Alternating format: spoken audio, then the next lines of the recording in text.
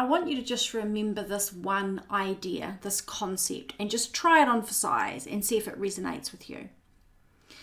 When it comes to feeling confident around other people, focusing on them leads to problems. Focusing on yourself leads to solutions.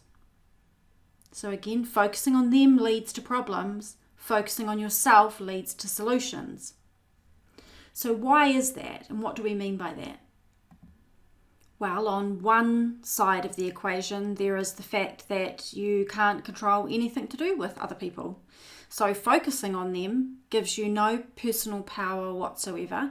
And focusing on yourself gives you all your personal power, because you and your beliefs, thoughts, feelings, actions, choices, behavior, free will, awareness is where your power resides, right? So that's where you've got the ability to make changes and have an impact, not just in your relationship with other people and what other people and how they may perceive you, but most importantly, how you feel, right? How you feel around other people, how at ease you feel, how confident you feel.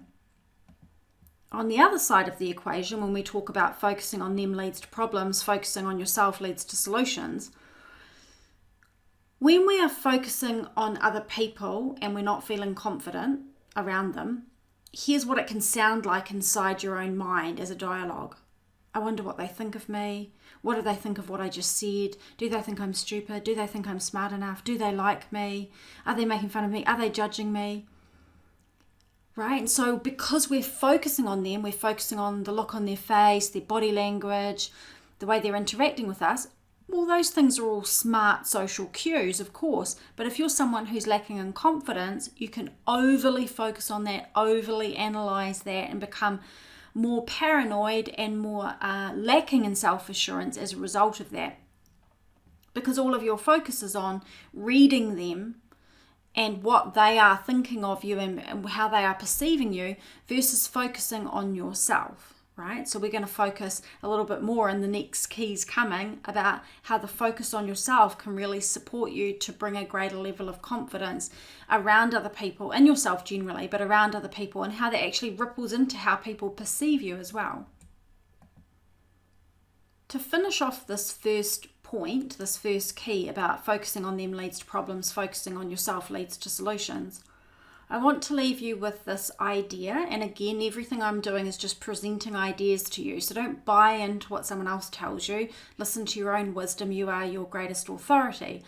But just see how this feels to you when I say it. Seek nothing from them. So when you're around other people and you want to feel more confident, and maybe you haven't been feeling very confident, seek nothing from them. Seek no approval, seek no validation, seek no feedback, seek nothing. You could go so far as to say, seek no laughs from them at your jokes, right? Seek no agreement from them in regards to your opinions or something that you've said. Now, there is a proviso to this. If you're in the workplace and you're in a relationship with someone who's your boss, and you need to get feedback, that's different. We're talking about general social interactions and family, friends, social settings, colleagues, passing, engagements with people that you do know or you don't know, maybe complete random strangers. So in some situations, you are going to seek feedback, but by and large, just see how it feels to sit with that phrase, I seek nothing from them. It provides a great deal of relief because now you're just free to just be. You're not trying to figure out what they think of you, whether they like you, whether they agree with you. That becomes irrelevant because you're not seeking anything from them. And sometimes we do have to consciously instruct ourselves because we can fall into defaults of looking for approval and validation and signs and cues from people and trying to hang on to that to feel okay about ourselves versus getting what we need from the source where we can get it reliably, which is ourselves, which leads to key number 2. If we are unstable in our relationship with ourselves, and I don't mean unstable as in we're mentally and emotionally unstable, I mean as in we don't feel rock solid confident, we don't feel self-assured, like we've got some question marks there, right? We've got a little bit of self-doubt. If we have that sort of unstable sense, and we're going to naturally go seeking it in others, right? We're going to naturally look for something to make us feel that way. So it's really important when we understand that to say that I need to make it a practice for myself of having a stable sense of self, of feeling self-assured, and of improving my relationship with myself. Like the most important thing you can do in life is like have an amazing relationship with yourself, because then everything else is like icing on the cake, right? And if you take an unstable sense of relationship with yourself into any area of your life, it becomes more difficult and problematic. So that's one of the upsides and the beauties of the self-help personal growth vibe path that you might be on, is not to fix things, not to like overly analyze yourself and find out everything that's wrong with you that you need to fix. No. Not to like try and achieve some big thing to have a perfect life. No. Just to come into like this loving, gentle, compassionate relationship with yourself, which on its own will transform your life. So my most recently released video before this one was about how to feel better about yourself, and that is the one to go and listen to, with 4 steps to improve that relationship with self, which then flows into how you're going to feel around other people, how confident you're going to feel. So I'll put a link with this video to that in case you missed it. But I'll give you a few tips around this, and you can summarize it as this: acceptance. I accept everything about myself. I accept my mistakes. I accept my strengths. I accept my weaknesses. I accept my quirks, my follies, my beauty inside and out. I accept everything, the good, the bad, and the ugly. My job in this life is to accept myself, not in the future when things are better. Right now, here and now. I accept my past self, my child self, my younger self. I accept my now self. I accept my work self, my relationship self, my body self, my mind self, my emotional self. In all its messiness when it's messy, and all in its beauty when it's beautiful, and in its peace when it's peaceful, and in its chaos when it's chaos. Because I am human.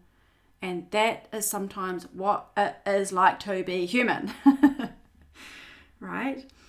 So when you can come into this kind of relationship with yourself where you're not judging yourself and you don't feel lacking and you don't feel less than, then you don't have such attachment to what other people think. Therefore, you are naturally more confident around them because you're not looking to them to approve you, validate you, feedback to you. But you're also not slightly on edge, worried they're going to see all the things about you that are what you might call not right. Because if you've already accepted those things, you don't care if someone else sees them, because you're like, oh yeah, I'm totally fine with the fact that I've got weaknesses and development areas and I've made mistakes and I've got failings and sometimes I'm a hot mess and who cares? Because I'm human, right? And there needs to be a level of ability to look at yourself that way, because you will typically look at other people and perhaps idolize them for their level of success or confidence or whatever it is, and then critique the heck out of yourself. Well, all the people you're looking at are just humans like you, and guess what? They're beautiful and messy too, and they're peaceful and chaotic at the same time too, and they have their areas for development and their weaknesses and their strengths too. But we often only see the difficult parts of ourselves and then see all the good in other people, and then fear that other people are going to see the bad things in ourselves. So see them for yourselves and accept them. See the things that you judge yourself for, accept those things. Doesn't mean you feel great about it. Doesn't mean you go, I really love this thing about myself that I feel is totally lacking. Acceptance is just, I accept, this is what is. I'm not rallying against it. I'm not fighting it. I'm not judging it. And it also doesn't mean that you can't change it if you want to, and you can't, make conscious efforts to improve those parts of yourself or your life. But coming to this place of acceptance is key to feeling centered in yourself and stable in yourself, which makes a huge difference when you're interacting with other people, for sure.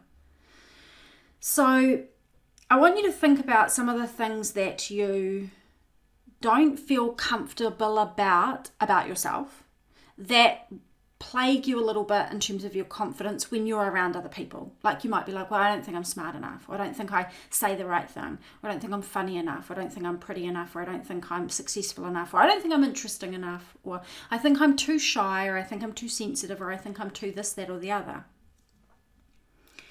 And I would like you to sit with another phrase, and that is that I am the exact amount of everything that I am meant to be. So if you're like, I'm too shy, how about saying to yourself, I am the exact amount of shy that I am meant to be? Or I'm too sensitive. Well, I am the exact amount of sensitive that I am meant to be, right?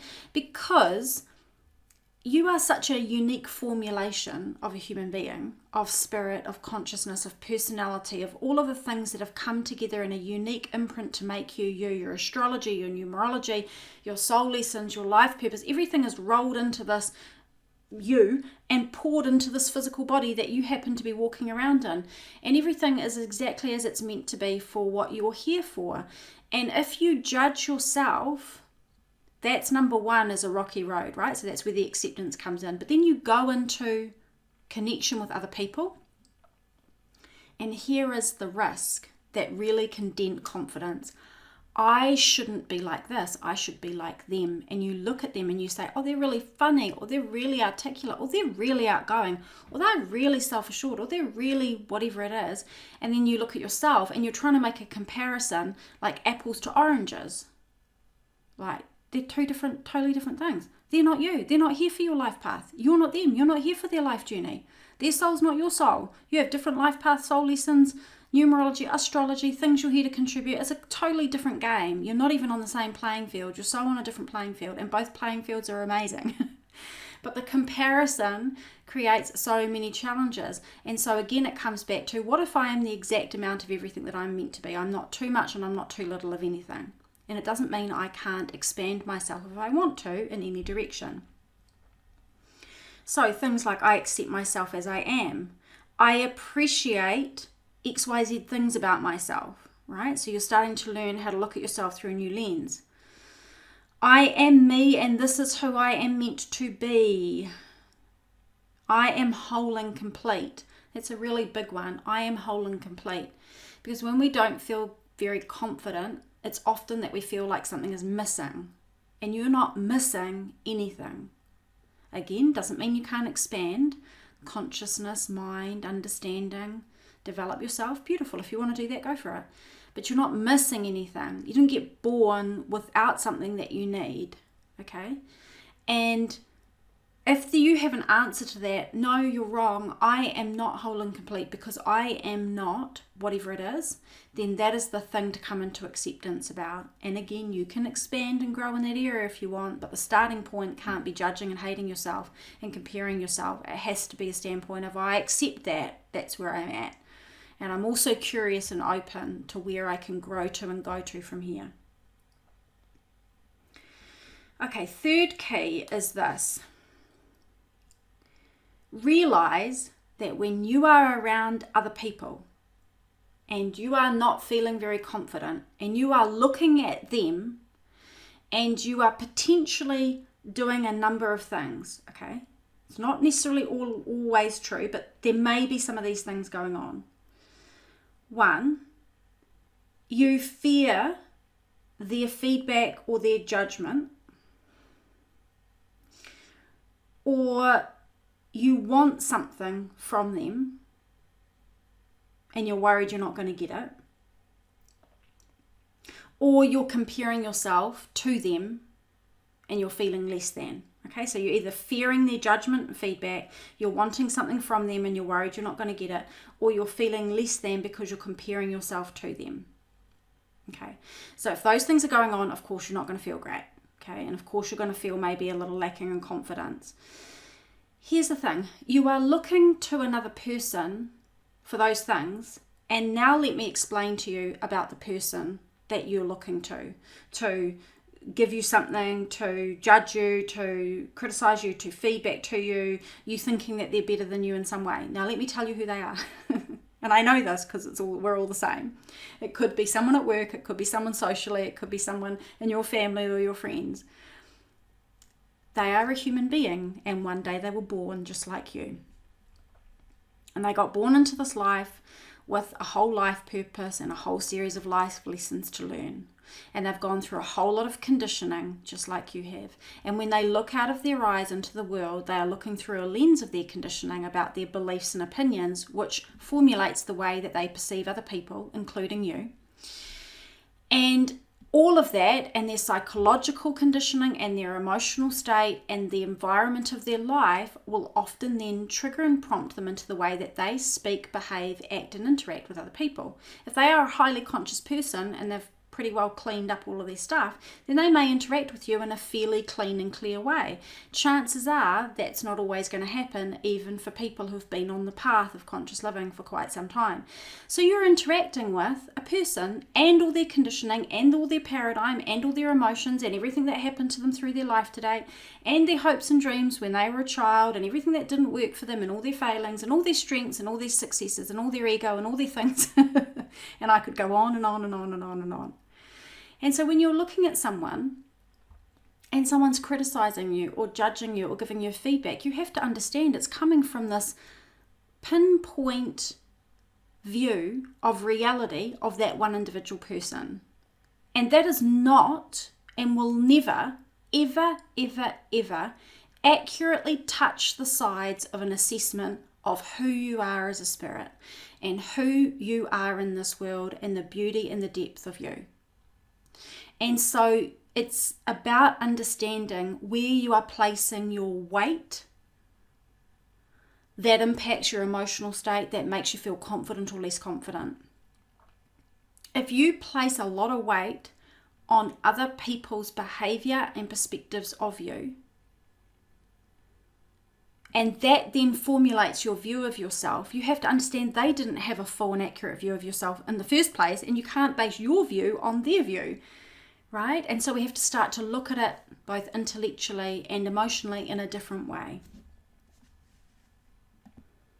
Now, of course, as mentioned earlier, proviso, there are people that you trust. There are people that are compassionate. There are people that are intelligent. There are people that are worldly. There are people that are calm, and there are people that will see things really clearly, and they may give you feedback, and that may be really valuable, and it may be delivered in a way that really works for you, and you take it on board, right? But we're talking about interactions where by and large most people are hanging on and reacting to what other people say, do, and think about them all the time, denting and affecting the confidence when it just doesn't need to be that way. And the fourth and final key, and it connects in with what I've just talked about, is this. If you attach to what others think of you, good, bad, or otherwise, there is no way out. Here's what happens. People attach when other people say really good things about them and praise them. So you're attaching yourself to the good. But then what happens is you're attached to the bad, because then they criticize you, judge you, they show up on a day where they're not having a very nice day and they treat you badly, and you're attached to that. Because you can't attach to the good and detach from the bad. You're either attached or you're detached. And so you can see, you probably know, like if you get some really great feedback from someone, it feels really good, but then the next time you see them, they treat you badly, you feel really bad, and you're yo-yoing. It's like you've got your umbilical cord plugged into them and you're trying to feed on them to feel good about yourself. But they're just a human being. They're having good days and bad days. One day they were feeling really loving and compassionate, so they were really nice and they said great things to you and they treated you well. And then another day they were having a terrible day and they'd had some bad memory come up, they'd had bad interaction, something went wrong in their life, and they didn't have capacity to be anything other than upset in that moment, and that may have spilled out on you. Now you're feeling bad because they spilled out, and now you're attached to it. So you don't have to take this point on board by any means, but it has worked for me, so if it works for you, great. This is what I do. I am not attached to what you say about me, good, bad, or otherwise. If you praise me, that's really awesome, that's so nice, and you know what, it feels really nice, but I also know that that's where you're at in that moment, and that's beautiful, and I love that. but also I'm not attached to it. And then if you judge me and you tell me that I'm wrong, or you say something unkind about me, I'm also not attached to that, because that's where you're at on that day, and that's how you're feeling on that day, and that's what you're putting out on that day. And I'm not attached to it. And then if you're really nice, that's okay, that's great, that's beautiful. I feel nice, I feel really happy that you're feeling nice, but I'm also not attached to it. I'm not attached to you giving me good feedback, giving me bad feedback. I'm not attached to you praising me or judging me. But if I attach to the praise, then I'm attached to the judgment. And now we're in that umbilical cord situation, which can be really difficult for people. Now, this point that I've raised, it's not easy to wrap your head around, because people say, but that means that I can't enjoy like all the positive, loving things in my relationships. No, you absolutely can. You absolutely can. It is a fine line to understand this point, but what it's saying is that someone else has a capacity for projecting forth good, bad, or otherwise towards me, and that is largely based on where they're at in that moment. And so I understand that, and I will observe it, and I will enjoy what is beautiful about it, and I will detach and let go of what isn't.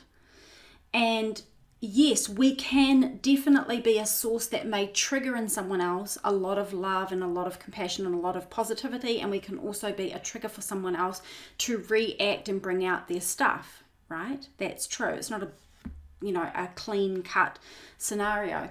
But if you use it as a rough rule of thumb, it really helps you, because as we talked about earlier, we want to not attach to validation, feedback, and other things. When we get it, it's lovely, but when we don't, it's okay. Because if you look at any relationships in your life, including important ones or ones that aren't so important, you tell me if there are people that have reliably 100% of the time always shown up and been exactly what you needed them to be every single time. By and large, most people say no, not 100% of the time. That's right, because people can't always give us what we need in every given moment. And so we have to know that about them when we're relating to them. We don't look to them for something in particular.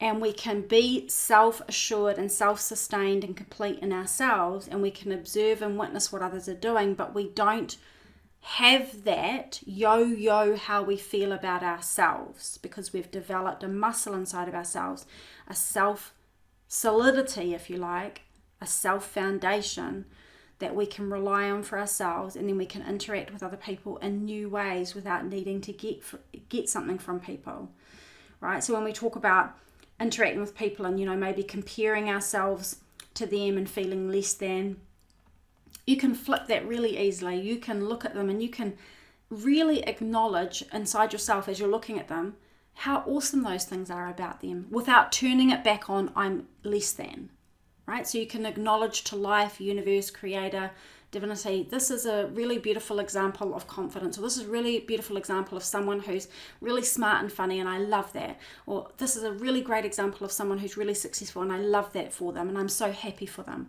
So you're, instead of turning it into, I'm going to now turn this back on myself and feel less than, you're acknowledging it and you're doing a celebration or a gratitude practice. If you are fearing judgment, feedback, right, somebody's going to say something to you, making you feel less than. In that moment, that's when you need to remember their view is their view, their opinion is their opinion, their belief is their belief, their words are their words. This is not necessarily about me. And you know what? You're smart enough to know if you've done something, genuinely done something, that you've upset somebody and they're calling you out on it and giving you feedback. Just own it. Own it, right? But most of the time when we're talking about this issue, we're talking about feeling less confident and fear of what might happen. And you always want to remind yourself, even if that happened, I know what is their stuff and what is my stuff. And someone's being rude, that's their stuff. When someone is being critical and horrible, that's their stuff. It's not about me. Okay, so you need to get used to doing that distinction, drawing that line. And then also if you're going into social situations with people, or any situation with people, and you're really wanting to get something from them, you really want them to acknowledge you. You really want them to praise you. You really want them to, acknowledge your presence or say something nice about you. Just remember what I said earlier. Focusing on them leads to problems. Focusing on yourself leads to solutions. Seek nothing from them. And when you realize you're really wanting something, Ask yourself, what is it that I really want and why do I want it? And where can I get it from within myself? That doesn't mean that relationships aren't massively important parts of your life and that they contribute massive amounts of what you need in life. But when we are hanging on to people to try to get something from them so that we can feel okay because we don't feel confident, that's where the problem is. So if I'm looking for someone to praise me so I can feel like I'm valid and okay, what I'm seeking is validation and I can give it to myself. Then you start the practice of self-validation, which cycles back on itself to point number 2 I made, which is solidifying your sense of self. Self-acceptance, self-validation. So I'll put a link with the other video that I did, the other coaching audio about how to feel good about yourself. That one and this one combined are a great combination. If you need any help, reach out to me. Come over and visit me on my website at thedailypositive.com, www.thedailypositive.com. If you're looking for more support with this, you will find a free Mind Mastery Masterclass on my homepage on my website, which is really powerful for foundations for all of this type of thing around your relationship with yourself. If you're here on social media, be sure to subscribe so that I can stay in touch and you'll get notifications when videos come out. And I look forward to sharing more with you really soon.